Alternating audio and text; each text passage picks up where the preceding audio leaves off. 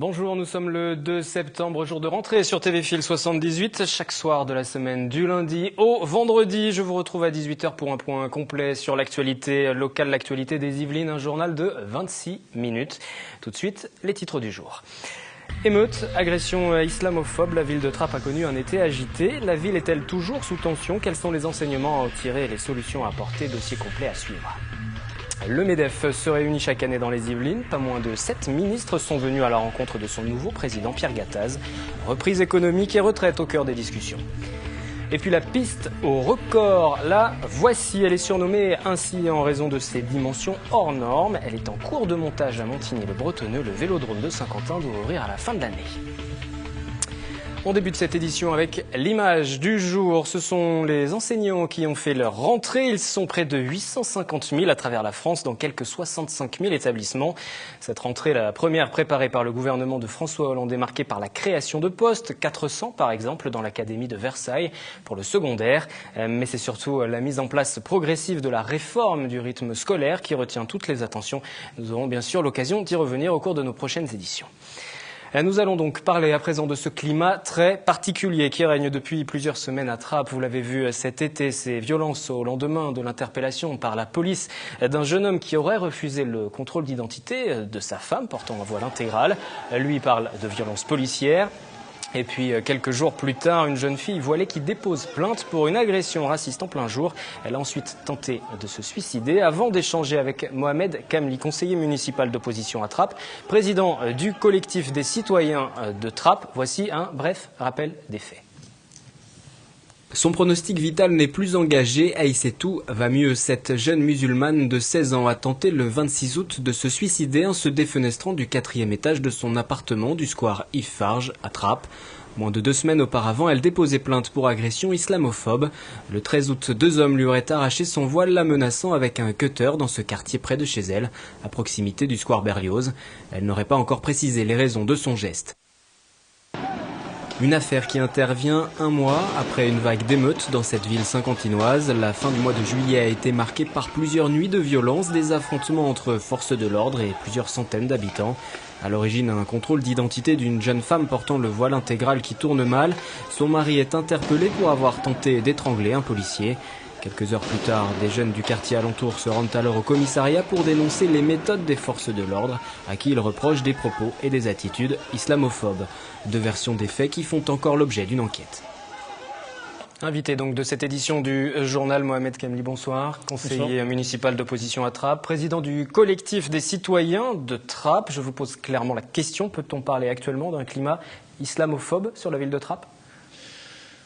Tout à fait. On peut affirmer en tout cas que la ville aujourd'hui, Trappes subit ce climat islamophobe, mais dans le contexte en tout cas national, avec la montée de l'islamophobie, on peut s'attendre en tout cas que sur Trappes ça agisse exactement de la même manière, puisqu'il y a un bon nombre de femmes voilées, en tout cas il y a un bon nombre de citoyens de confession musulmane. Donc, sur la ville. Vous le ressentez depuis plusieurs semaines, plusieurs mois, plusieurs années, ou c'est propre aux événements de cet été et ce contrôle de police qui a dégénéré?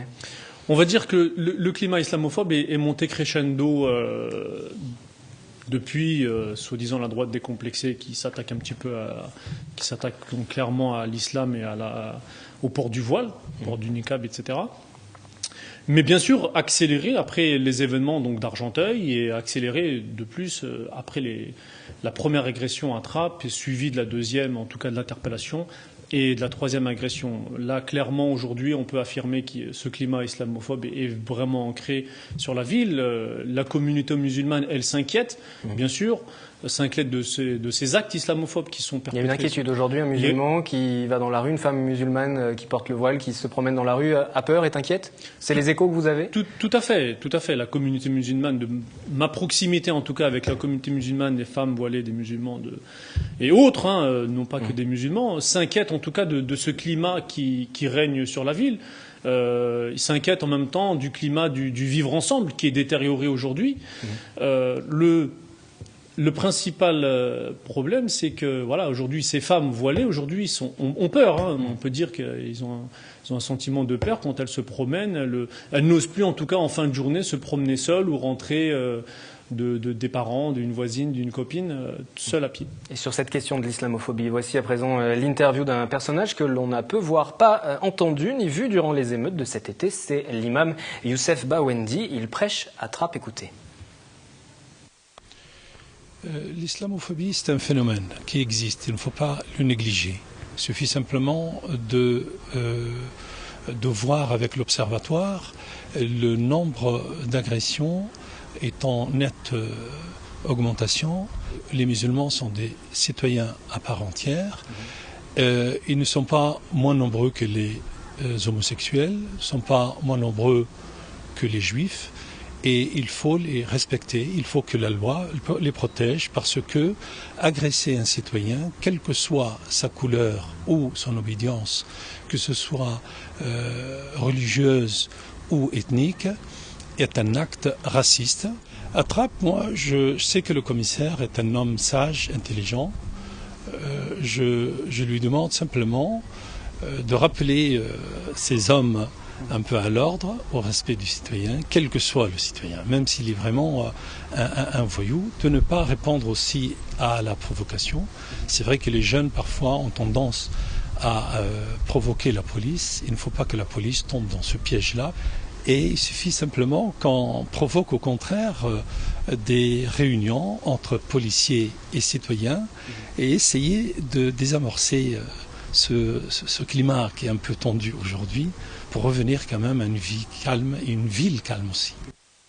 L'imam qui abordait la question des rapports avec la police, justement, quels sont les rapports avec la police actuellement? On ne sait pas encore sur l'affaire qui a déclenché ensuite ces émeutes, si c'est le policier qui a outrepassé un peu ses droits ou si c'est la personne qui a été contrôlée qui s'est montrée violente. Il y a encore une enquête en cours, mais quels sont les rapports avec la police au quotidien?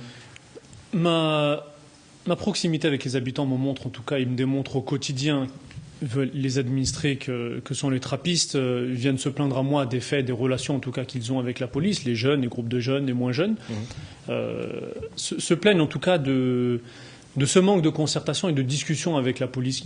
Ce n'est pas une police de proximité aujourd'hui qu'on dénonce. La police fait beaucoup de répression à Trappes, certes on en a besoin. En même temps, la police est là pour l'ensemble des citoyens, je vais dire, et pour la protection de l'ensemble des citoyens. Aujourd'hui, il y a beaucoup de jeunes qui se plaignent justement de ces rapports qu'ils ont avec la police. On ne stigmatise pas, bien sûr, je ne stigmatise pas en tant qu'élu de l'opposition. Comme disait Youssef Bawendi, le commissaire est un homme remarquable, qu'un homme sage et posé. On ne stigmatise pas toute la police, certes.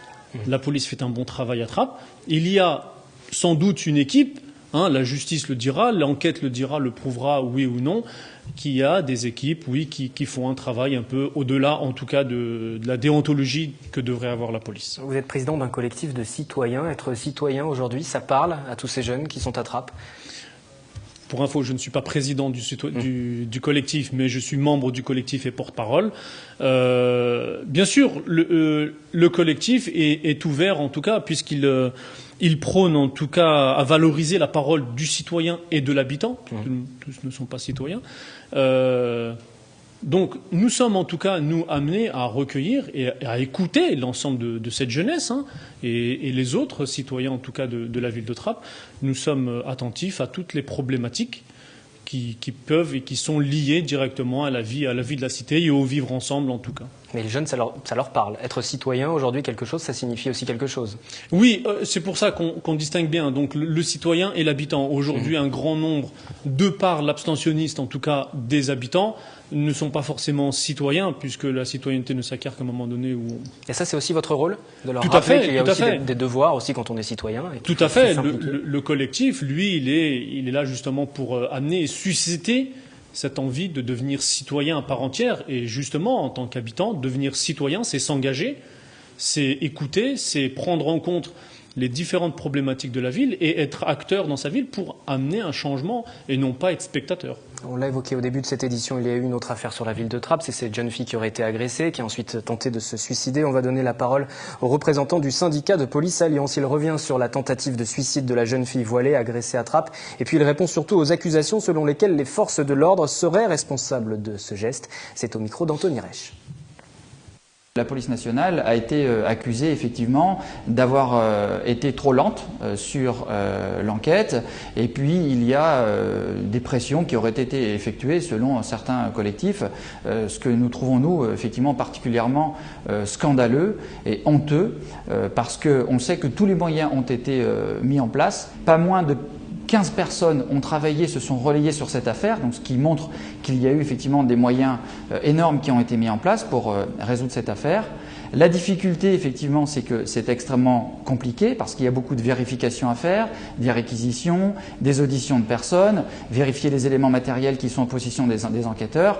Alors on peut comprendre cette lenteur, elle peut être un petit peu contestée, mais très sincèrement, tout a été mis en œuvre. Mais par contre, sur les accusations, effectivement, de dire qu'il y aurait eu des pressions exercées, ça par contre, on ne peut pas laisser faire. C'est vraiment scandaleux. Les gens qui sont dans ce type d'entité ont parfaitement la notion de la victime, savent ce que ça représente, qu'elle doit être protégée. Et à partir de là, on ne peut pas laisser faire de telles accusations.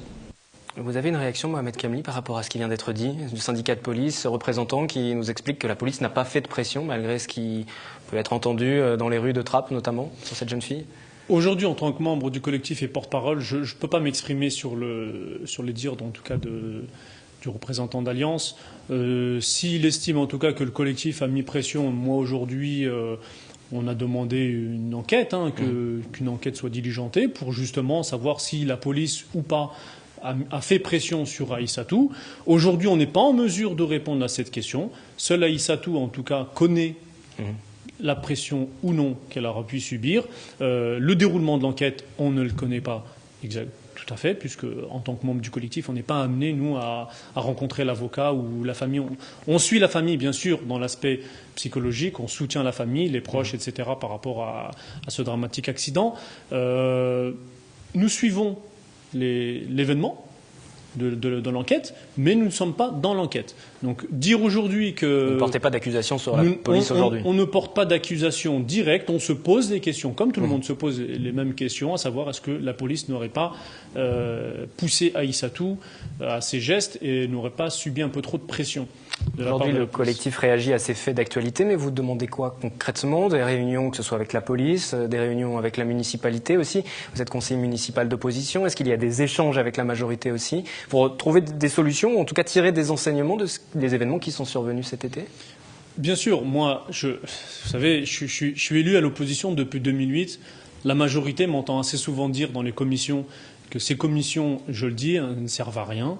Servent à rien en tout cas pour les membres de l'opposition et pour les invités qui y sont.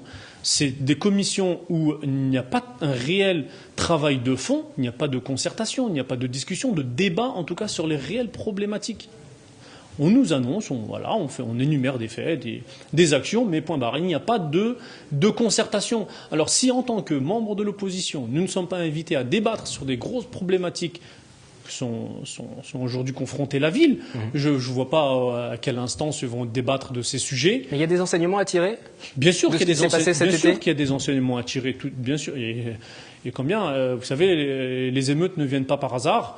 Là aujourd'hui, je dis que Trappes est une poudrière, ça peut exploser à tout moment. Là, il y a eu un fait, un événement.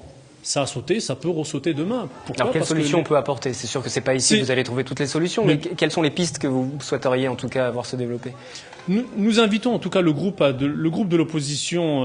Nous avons toujours invité en tout cas la majorité à se réunir et discuter des réelles problématiques de logement, d'accession à la propriété, d'urbanisme, de la jeunesse, de l'emploi. Nous avons toujours suscité, demandé en tout cas à la majorité de mettre en place des conférences et en tout cas des espaces de débat.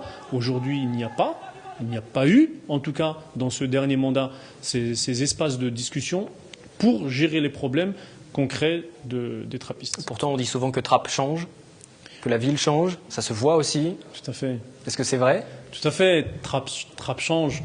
Je vous rappelle que la politique de la ville, et en tout cas l'ANRU, c'est pas loin du 300 millions, voire un peu plus. On n'a pas les chiffres exacts, bien sûr, mais c'est pas loin du 300 millions d'euros. Alors je vais vous dire, si je vous donne 300 millions d'euros, vous me faites une ville complète, toute neuve, flambant neuve. Bien sûr, oui, le Trappes change, c'est bon pour la population, c'est bon, nous en réjouissons, en tout cas, membres de l'opposition, de ce qui est fait à Trappes, vu les moyens, en tout cas, que l'État met en place sur la ville. Ce que nous dénonçons, en tout cas, c'est le travail, c'est comment c'est mis en place. Certes, c'est bien beau d'avoir de jolis bâtiments, d'avoir des décors qui changent, de beaux trottoirs, de beaux lampadaires, mais les problèmes sociaux restent et perdurent, en tout cas, et l'urbanisation et l'urbanisation, en tout cas, qui est mis en place et la restructuration, en tout cas, des quartiers, n'est pas faite en concertation avec les habitants. Une dernière question, vous êtes élu à Trappes, élu d'opposition, vous êtes en campagne? On est en campagne depuis bien longtemps, depuis 2008. Ça veut dire qu'aujourd'hui, ce collectif aussi, ses prises de parole, ça s'inscrit dans cette campagne? Non, pas du tout. Le collectif est séparé de ma position en tant qu'élu. Dans le collectif, tout le monde ne fait pas de la politique. Mais vous en faites et vous serez candidat aux prochaines élections? Je serai peut-être pas candidat, mais en tout cas, je serai sur une liste, ce qui est sûr. Mais la tête de liste aujourd'hui, non, on n'est pas encore décidé. Un travail sur soi-même et puis... Très bien. Merci. Mohamed Kamli, conseiller municipal d'opposition à Trappes, président du collectif des citoyens de Trappes. Merci à vous.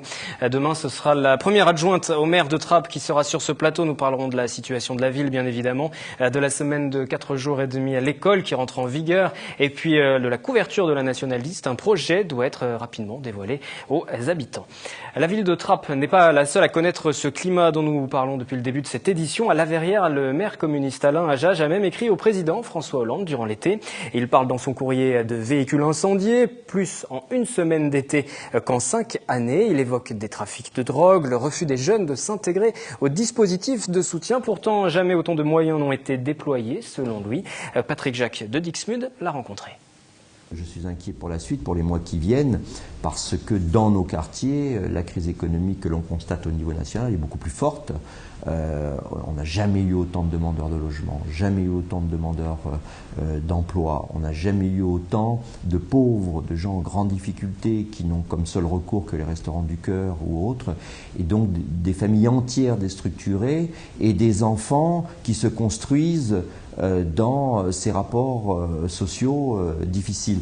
Un maire et la République, c'est ce que j'expliquais dans la lettre, ne peut pas avoir comme seule réponse sans arrêt la police. Je crois qu'il faut vraiment investir massivement en moyens humains, en moyens financiers. Il faudrait aussi sans doute que du point de vue des moyens, on mobilise un emprunt national. On l'a bien fait pour les entreprises, 20 milliards pour le choc de compétitivité. On pourrait très bien investir 20 milliards pour un choc de la dignité dans les quartiers. Et puisque nous évoquons la situation de la ville de La Verrière, voici aussi quelques images qu'un téléspectateur de Guyancourt nous a fait parvenir. Des voitures incendiées aux alentours d'une école primaire près de la place Jacques Brel. C'était au même moment que lors des émeutes à Trappes.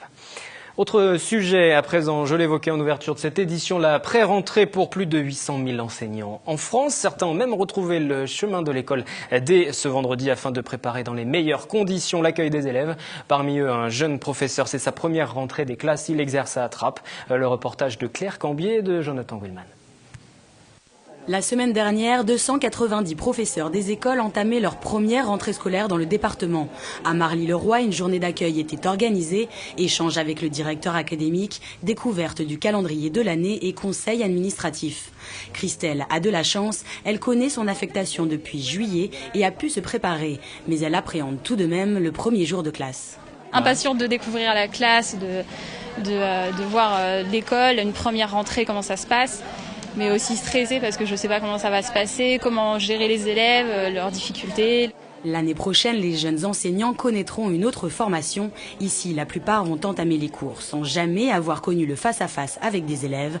Heureusement, Christelle est une des rares professeurs à avoir profité d'une formation en alternance. Elle s'est donc déjà frottée à des écoliers et des journées de formation sont encore au programme pour cette année. À la veille de la reprise, nous la retrouvons pour la pré-rentrée au sein de son nouvel établissement, l'école Jean Massé à Trappes. Donc voilà la classe de CM1, pour l'instant avec personne, aucun élève. Est-ce qu'ils arriveront demain ? Une salle bien vide qu'elle a commencé à aménager aujourd'hui, installation des tables et affichage du programme. Reste un souci majeur, à J-1, les fournitures scolaires ne sont toujours pas arrivées. J'ai aucun matériel, aucun cahier, aucun stylo. Donc j'espère que les élèves auront tous un matériel demain. Autre point où il faudra s'adapter, l'école de Christelle met en place la réforme des rythmes scolaires. On va travailler 4 jours et demi et les horaires changent aussi, donc il va falloir que je le rappelle demain aux élèves, parce que je pense qu'il y en a qui vont être un petit peu perdus. C'est la pause du midi, Christelle rejoint ses collègues dans la salle des professeurs pour une grande paella. Ici, ça prouve que l'équipe est, est quand même soudée et qu'ils travaillent ensemble, donc c'est agréable. De quoi bien débuter l'année avant le baptême du feu demain. Et demain, ce sont les élèves qui retourneront en cours. Pour l'instant, les familles se chargent de l'achat des dernières fournitures scolaires, comme dans cette enseigne située à Maurepas. Et l'on fait forcément attention à ses dépenses. Le budget moyen pour un enfant de 6e, selon l'association Famille de France, 185 €, 1,4% de hausse par rapport à l'an dernier. Même si elle ne fait pas l'unanimité, l'allocation de rentrée scolaire versée par l'État a elle aussi augmenté entre 360 et 393 €. 5 millions d'enfants en ont bénéficié. On lui reproche notamment de ne pas prendre en compte suffisamment les filières des enfants, la scolarité étant plus chère dans les filières techniques. Nous allons écouter notamment à présent quelques parents rencontrés ce samedi dans cette enseigne de Maurepas. Patrick Jacques de Dixmude leur a demandé combien ils consacraient à l'achat des fournitures et puis comment ils faisaient également leur choix. Comment vous faites vos choix? Au moins cher. Je prends les moins chers. Parce que de toute manière, il faut toujours en racheter dans le milieu de l'année. D'accord. Est-ce que vous avez un budget justement pour cette rentrée scolaire avec vos 2 enfants? Très serré, oui. Pour les deux, à peine 100 €. À peine. En ayant tout compris, les vêtements, les affaires scolaires et tout. Je viens de terminer en fait les courses de la rentrée scolaire, à mesure que j'ai déjà commandé sur internet. Et que voilà, maintenant je fais les petites choses, stylo, choses comme ça. Vraiment la fin de la rentrée. Il y a l'agenda qui, si elle veut, elle choisit, mais le reste, c'est effectivement des prix raisonnables. J'essaye d'aller quand même au moins cher, on va dire. En faisant quand même plaisir aux enfants quand voilà, pour l'agenda ou des choses comme ça où c'est un peu plus quelque chose de plus personnel, quoi. Alors le cartable, j'essaie qu'il soit solide, qu'il soit léger, enfin qu'il soit voilà, ergonomique, que ce soit l'idéal pour les enfants, qu'ils aient pas de soucis, qu'il y ait des roulettes, enfin voilà, ce genre de choses, quoi.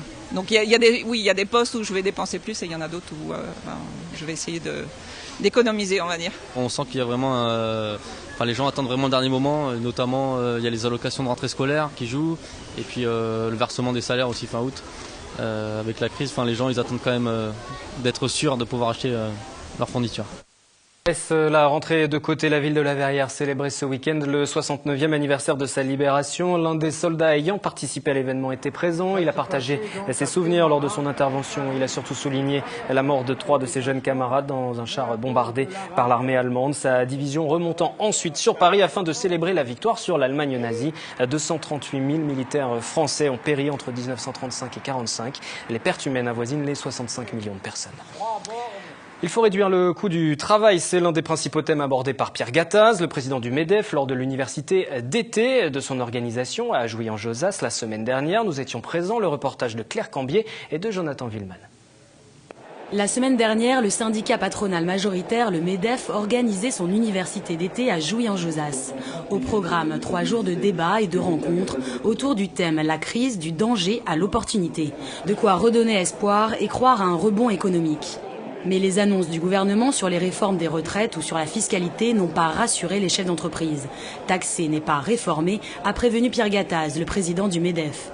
7 ministres sont donc venus à la rencontre de 4000 entrepreneurs présents. Parmi eux, le ministre de l'économie et des finances. La hausse des cotisations patronales consécutive à la réforme des retraites, annoncée par le Premier ministre, sera intégralement, et je dis bien intégralement, compensée par une baisse des cotisations famille, ceux dès 2014 et aussi pour l'intégralité du mandat, c'est-à-dire jusqu'en 2017. Pas de hausse des cotisations et l'annonce d'une économie de 14 milliards d'euros sur les dépenses gouvernementales. Le ministre est applaudi. Ça redonne un peu d'optimisme après la fin de la matinée sur l'enfer fiscal. Mais espérons ne pas être naïfs. Les chefs d'entreprise veulent maintenant un passage à l'acte. Ils n'étaient pas les seuls à vouloir se faire entendre du gouvernement. Au dernier jour de cette université d'été, une manifestation surprise a éclaté. Les mouvements des jeunes communistes et socialistes des Yvelines ont fait part de leur opposition à la réforme des retraites. Vous l'avez entendu, l'espoir d'un rebond économique est bien présent juste avant l'été. François Hollande justement demandait d'ailleurs à ses interlocuteurs lors d'un voyage au Japon de bien comprendre que la crise dans la zone euro était terminée. La crise est finie, y croyez-vous? C'est notre question du jour. Non, pas vraiment. En réalité, je ne pense pas. Étant donné les conditions économiques actuelles, j'ai l'impression que on n'en est pas encore à une sortie de crise, en tout cas en Europe. Non, pas du tout. Pourquoi ? Je pense qu'elle n'a pas commencé encore. C'est un peu long à expliquer, mais je pense pas. Non. Bonne question. Je sais pas. Pour l'instant, en tout cas, nous on le voit pas, réellement sur le plan pratique. Je veux dire, nos salaires, ils ont pas augmenté, donc je veux dire, les prix, je les vois pas baisser. Donc pour l'instant, je sais pas. En plus, on sort de vacances, on va voir. Non, pas vraiment. J'attends de voir.